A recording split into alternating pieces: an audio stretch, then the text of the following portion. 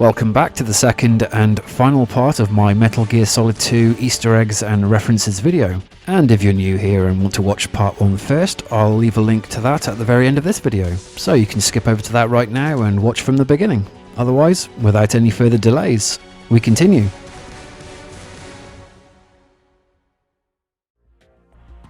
So inside the main area of the material distribution facility are homages to the Konami video game Policenauts, as the corporation's name Tokugawa is seen on various boxes, including these machineries.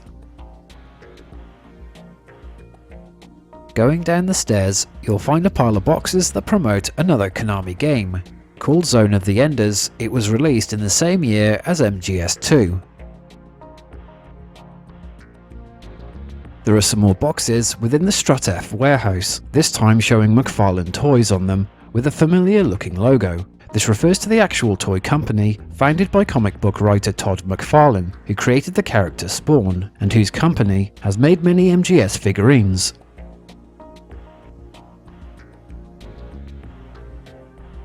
Like in the last game, another cyborg ninja appears and first identifies themselves as Deep Throat, before changing the name to Mr. X. Though Deep Throat was a pseudonym used by an informant from the Watergate scandal, the names are more likely references to the X-Files characters, who were themselves mysterious informers.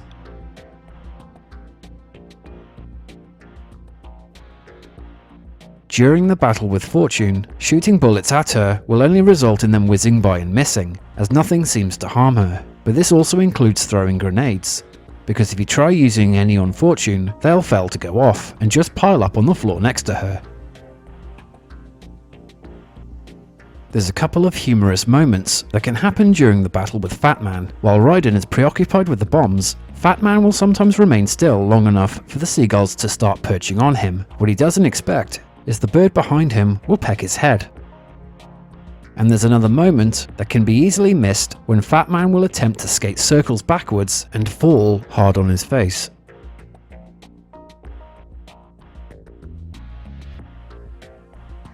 If you look at Fat Man's hands with the binoculars after he's defeated, you can get a clearer view of his hands. As mentioned to Raiden, it appears Fat Man really does manicure his hands, as his fingernails have pink nail polish on them.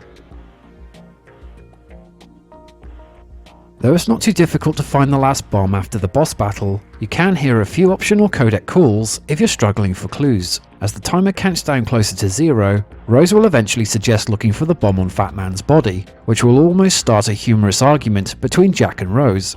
Just a hunch, alright? Look, Rose, I know what I'm doing, and this is my life on the line. You don't have any experience in this type of work, so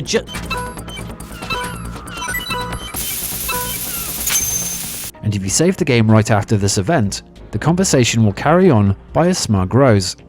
Jack. What? You know what I'm talking about. Alright. The bomb was where you guessed it would be. You were right, and you saved my butt. The adult magazines Raiden can collect is probably one of the most comical things that is used to distract the guards. By placing one down on the floor in their line of sight, you can see what happens.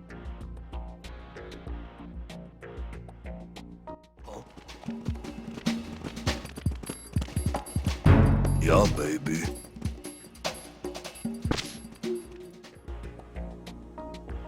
A curious thing found throughout the big shell is something that even I'm not really sure of what they are, but you can find a number of pictures inside of lockers showing women with the words Konami eyes. My best guess is they're either family members of the developers or perhaps part of the Konami team.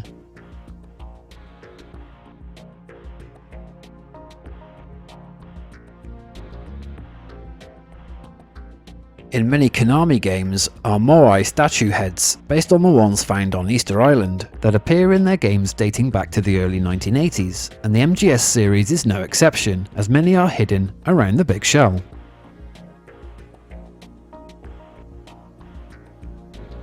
Inside Shell 1 core, one guard appears to be going back and forth between two terminals. Switching to first person view, we can see what exactly is taking his interest.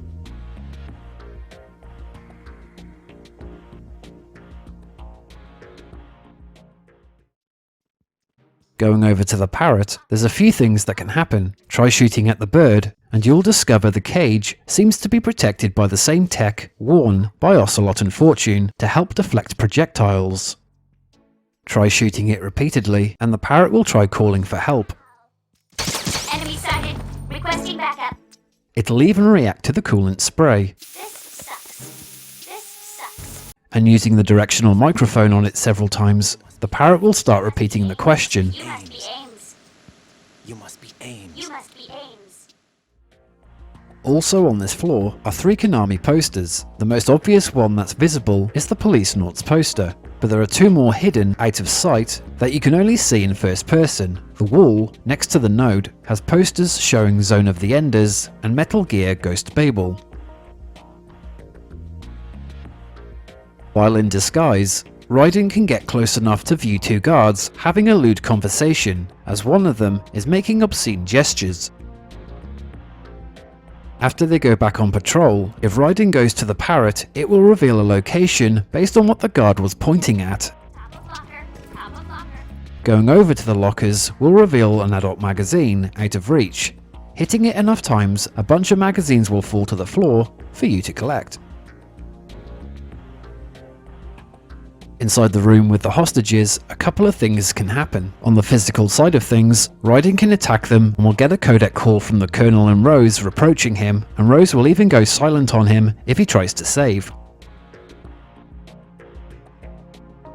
But it's not all one way, because amongst the hostages, there is a random one who will intentionally trip Raiden over for no reason.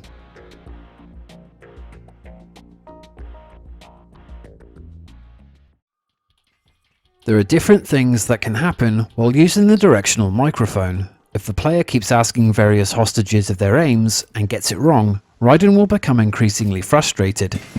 You're Ames, aren't you? Then perhaps you're Ames, right? It'd be a huge help if you happen to be Ames. I bet you're not Ames either. Frankly, I don't care whether you're Ames or not. Asking certain hostages will even prompt them to urinate.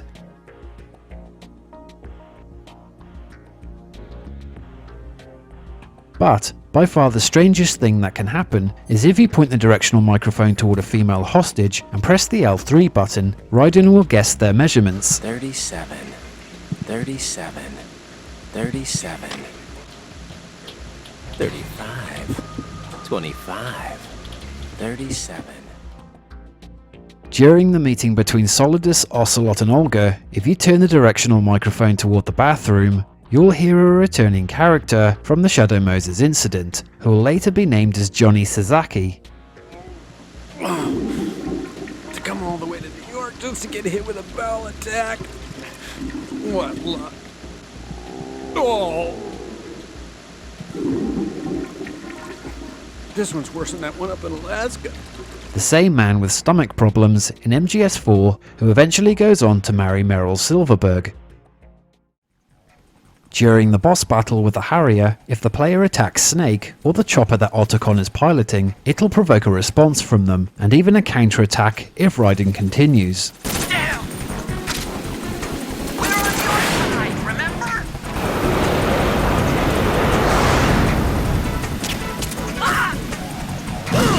Watch where you point that thing! On the way toward the Shell 2 core, an embarrassing event occurs if Raiden stands below the guard urinating, and will get a response from the codec.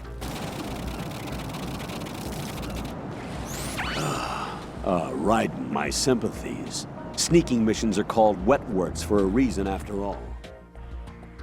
An amusing thing you can see, as either Snake or Raiden is trying to jump over any set of stairs. Mistiming of the jumps will have a disastrous result.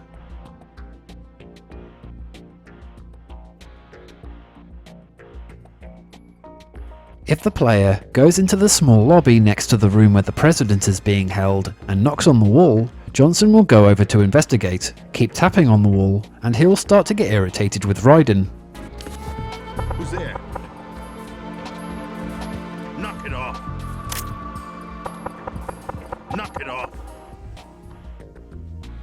While swimming in the first flooded area, there's another Vulcan Raven action figure, first seen in the tanker level, that's floating around. Perhaps Konami were trying to convince the player to buy their toys.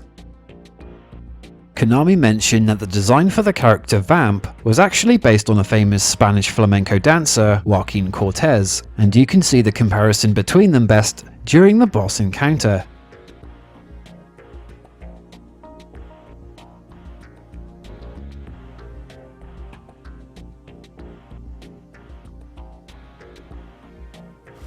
In the second underwater section after the battle with Vamp, Raiden can emerge in an air pocket that has a window looking into the room where Emma is. Looking in first person view for a few moments will get a response from his girlfriend. Jack? Jack? Oh, Rose, is that you? What's up? What's up? You were looking for a pretty long time. Something catch your eye? No, just, scouting for the enemy. When Emma is found in one of the lockers, she wets herself from fright, which is similar to what happened in the first encounter between Snake and Otacon on Shadow Moses Island.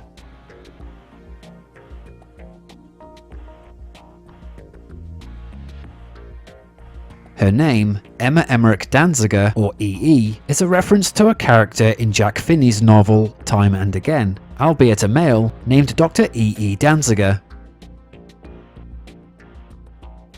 On the return trip with Emma, the area in front of the elevator they have to use is covered with sea lice. If Raiden uses explosives on them and views it in first person, the creatures will splatter all over the screen.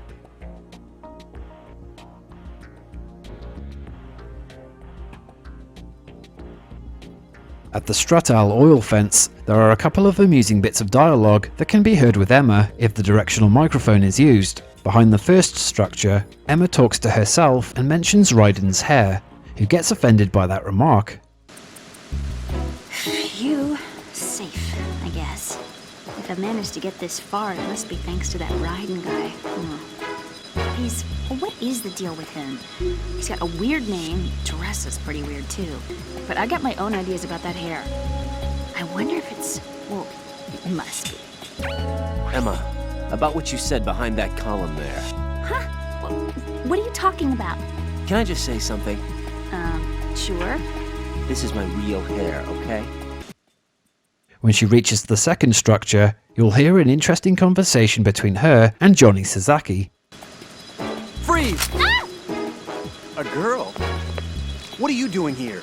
It's not by choice, thank you very much. Oh, You're not gonna shoot me. no. Why not? Stay away from good-looking women when you're fighting. Otherwise you'll get hit with diarrhea. Once again, the player can attack Snake and see various reactions, and using the directional microphone on him will reveal Snake's thoughts about Emma. Watch where you're aiming. Not bad at all. Do I need to clear things with Otacon before I ask her out? Within Arsenal Gear, by re-entering and exiting the torture room, you can see that the name of the area will change several times to either New York 52nd Street or 3 other locations found in Japan.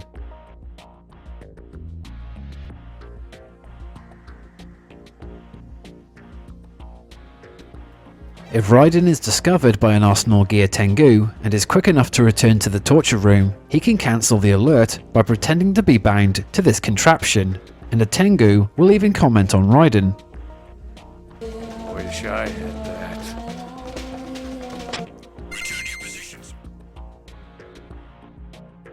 Toward the final part of the game, you can listen to many strange things said by the Colonel, many of which are references to previous Metal Gear games, but there is one additional piece of dialogue that you can only hear if Raiden went into the female's restroom on Strut C.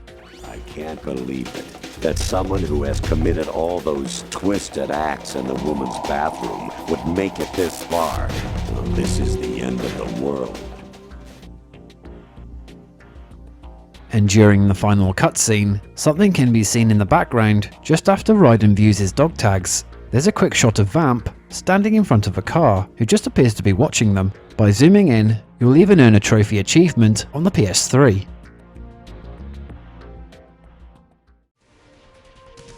Hey everyone, thanks for watching the video and I hope you enjoyed it. If you haven't yet and you want to see more content like this, then you can subscribe, that way you can stay up to date on all future videos I put up. And as always, thanks to all of you who have subscribed and are helping to make this channel grow. So until the next video, bye everyone.